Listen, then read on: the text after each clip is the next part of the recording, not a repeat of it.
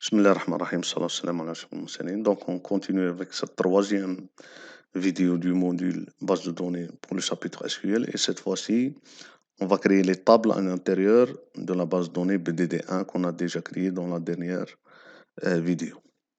Donc, il nous demande de créer ces trois tables. Donc, il est très important de bien spécifier certaines choses avant de la création des tables. Premièrement, le nom de la table. Deuxièmement, la clé primaire de la table. Et troisièmement, les types des champs. C'est-à-dire, vous allez se poser cet identifiant est de quel type? Est-ce que c'est un entier? Est-ce que c'est une chaîne de caractères? C'est quoi? La même chose pour la table module, la même chose pour la table note. Si on va commencer avec la table étudiant, voilà. Alors, pour qu'on puisse la créer, on a besoin de ce nom, étudiant.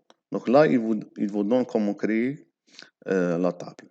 Il vous dit create table, donc c'est la commande ou bien la requête create table qui vous permet de créer la table étudiant.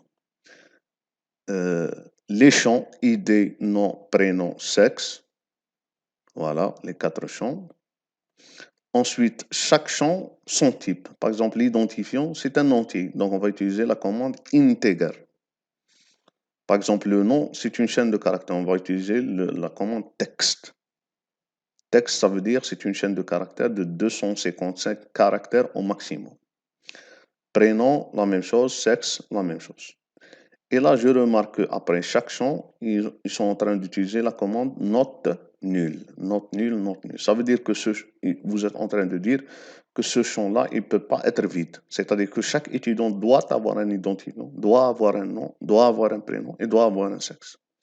Sinon, on ne peut pas créer une ligne dans la table étudiant. Et enfin, on a la commande primary key, c'est-à-dire la clé primaire pour dire que le champ ID, c'est la clé primaire de sa table. Ce n'est pas le nom, ce n'est pas prénom, ce n'est pas sexe, mais c'est le champ ID. Supposons que vous avez deux champs, par exemple ID et nom, comme clé primaire. Donc, tout ce que vous allez faire, primary key, ID, virgule, nom. Voilà. Donc, on va créer cette table. Je m'excuse. Voilà. Donc, on va faire create table, le nom de la table, étudiant. Il faut faire attention, il ne faut pas se tromper. Parce que si vous allez se tromper, vous allez refaire tout.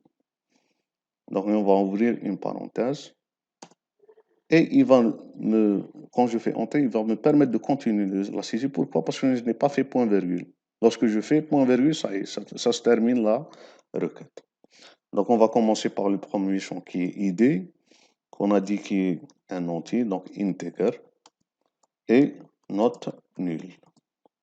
Ensuite, virgule pour le séparer du deuxième champ, qui est le nom.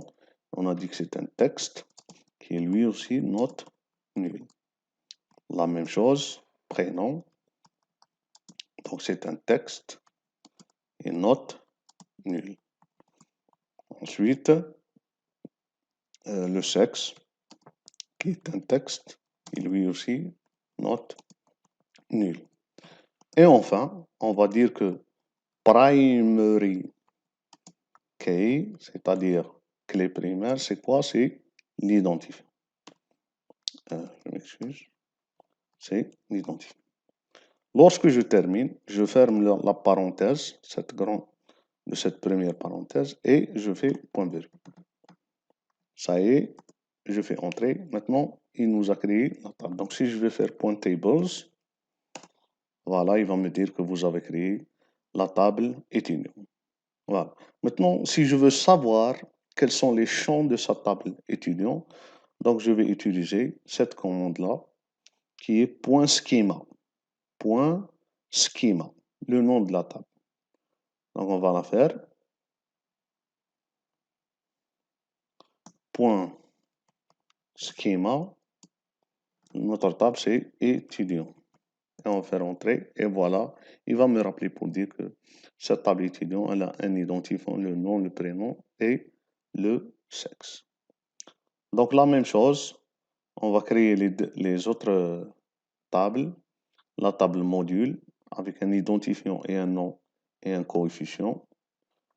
Donc, create table module. On va ouvrir la parenthèse. On va dire id integer not nul. Voilà, virgule. Le nom, texte, not nul. Et enfin, le coefficient qui est integer. C'est un entier, not nul.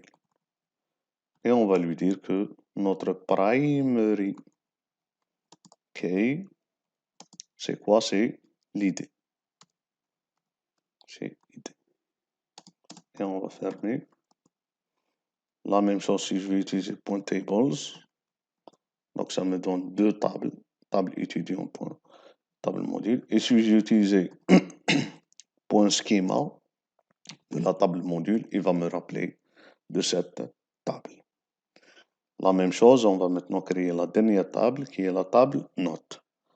Alors, dans la table note, il y a quelque chose de nouveau qui est la clé étrangère avec ce hashtag.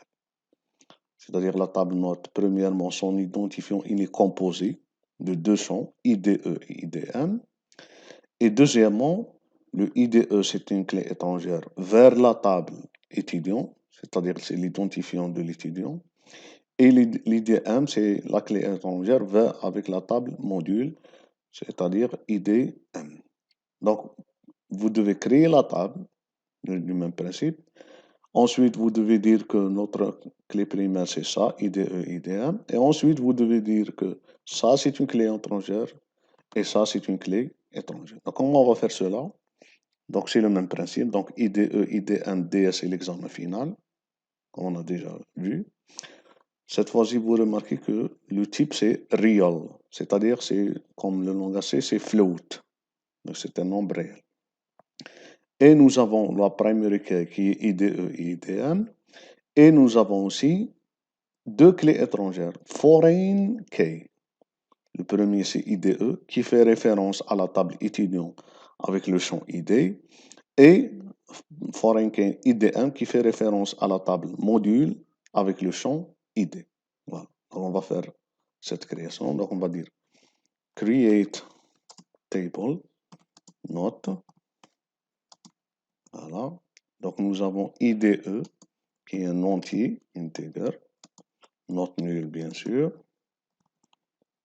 Ensuite, IDM qui est un entier, not nul. Ensuite, donc nous avons DS, EF, CC. Voilà. Donc nous avons le DS qui est real, not nul. Voilà. L'examen final, lui aussi c'est un réel, not nul. Et contrôle continu, lui aussi c'est réel, not nul. Ensuite, on va dire primary key, clé primaire. C'est quoi? C'est IDE, virgule, IDM. Voilà. Et ensuite, nous avons deux foreign key. La première, c'est voilà, pour ne pas se tromper. Voilà, c'est IDE. Et la deuxième, c'est IDM. Donc, IDE. Donc, references.